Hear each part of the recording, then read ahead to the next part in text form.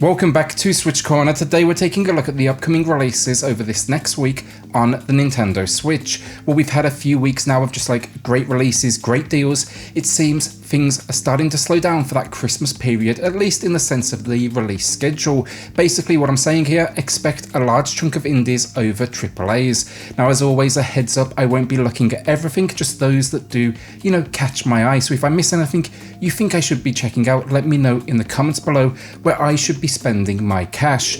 Without the luck, hit subscribe if you love the Switch as much as we all do here, join our growing family, and let's get started. So before we do kick things off today, I want to point out a surprise drop that happened last week. This game is Shady Part of Me. It was announced and dropped during the Game Awards 2020, so I think there's a very good chance that a lot of people could have basically missed it and it's going to go overlooked. This one, it's a puzzle platformer that plays with the idea of like shadow puppets to an, at times, I've got to say, stunning visual effect. I've been playing it though the last few days. I think I'm about to wrap things up and you can expect a review roundup here on the channel with this game featured very soon.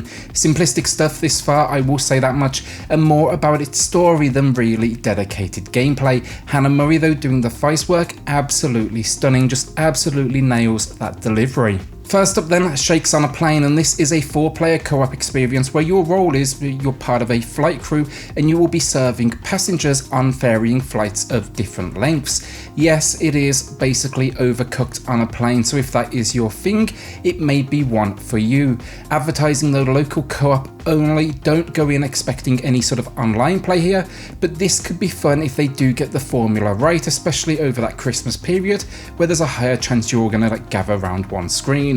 Not a lot else to say, honestly. Keep your guests happy and expect an out there sense of humour, as the description even mentions aliens. I would probably check out reviews first, honestly, if it was me, before I parted though with my cash. Boot Hill Heroes is a Western-inspired JRPG, and that instantly caught my attention because, well, let's face it, it's not something we do typically see as settings go.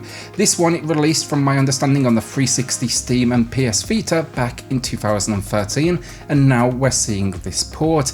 I can't find out too much surrounding the story, honestly, but the reviews, they are solid, as they seem to focus on a few key areas. Basically, you're looking at around 12 or 13 hours of gameplay. It's a free game saga, and this is the first entry in that series. It seems to be like a real-time take on turn-based combat, but it's not random. You can see your enemies on the map basically, and then you can play single player or even up to 4-player local co-op, which actually sounds really cool to me. I'll be checking this one out. It's cheap enough that I will be going as well day one. Alright, so Collection of SaGa, Final Fantasy Legends, celebrating the 30th anniversary of the SaGa series. This collection brings together 3 classic RPGs. In fact, the first entry was the first ever Game Boy game to sell over 1 million units. Bringing together though Legend 1, 2 and 3, they bring some quality of life changes to the table, but the visuals, the style, that all remains the same, as you can see in the trailer, so I know it's not going to be for everyone. Adjustments though, we do see high speed mode, magnification options, customizable backgrounds, but perhaps most interestingly, it has a vertical mode that once you remove the Joy-Cons, you can flip that screen. So I'm going to try this one out with my flip grip. Those with a soft spot for retro RPGs though, I would say you should absolutely check these out. SYNTHETIK Ultimate now, and this looks pretty awesome to me, calling itself a roguelite tactical shooter. That sounds absolutely amazing, promising tons of enemies and bosses to face off against, and then the mechanics to master. You've got like a dodge move, recoil, active reloads, and even different types of ammo, so I'm curious to see how it all comes together. Then the visuals as well look really good, small maps but a really unique design. Gotta say, I wasn't 100% sold at first, but then I checked out Steam and it basically has a 10 out of 10 rating, so like overwhelmingly positive, and there is close to 5,000 reviews like confirming that, so that's seriously impressive. A day one buy for me, maybe even some coverage here on the channel. Alright, so I'm going to say this one's high risk, but it for sure looks unique. Body of Evidence. You are a cleaner, you dispose of dead bodies and you remove any evidence. Of course, work quick here, a timer is involved, but it's all first person and it's just got this very cool looking presentation. Touting inspiration was taken from the legend that is Tarantino. It's also promising this dark sense of humour. With 30 missions across 30 different locations, I'm curious to see how creative it gets with things and if that sense of humour lands. I think I'll be giving this one a shot once I've seen a few reviews go live, because the fact honestly it's a first person experience as well that is pretty unique, and I can't really name another game quite like it. Mercenaries Blaze Dawn of the Twin Dragons now has for sure caught my eye as well. A few written reviews have gone live and they are, I will say, like mostly positive. With this one we have a tactical experience with a heavy focus on an adaptive story, but you can jump in if you haven't played an entry in the series before, because this is actually the 5th game in the series. Promising turn-based strategy, 3D battle maps, an isometric viewpoint, and of course a serious amount of depth when it comes to menus, item management, all that good stuff. It's the story that has me curious, so it's set around the idea of a world that's in war and no doubt more than a few like political disagreements. I think I will jump into this one at some point, but not immediately. I'm gonna guess here it's gonna take some commitment, and I'm not sure I can give it the love it deserves over this like upcoming Christmas period. Alright, so Abyss of the Sacrifice. While I don't tend to love traditional, straightforward, like, you know, visual novel experiences, this seems to be a little bit more involved, like an AI or a Buried Stars. From what I can tell as well, it seems that it came out on other consoles a few years back, but I can't really figure out where or really find a detailed review at all on it. The concept, it's an adventure mixed with escape gameplay, so, you know, that escape room style. So basically, there's going to be a whole lot of dialogue and then puzzles and inventory management to solve. That story though just sounds pretty incredible. 5 girls, they meet in an isolated underground city and they basically proceed to slay and betray each other.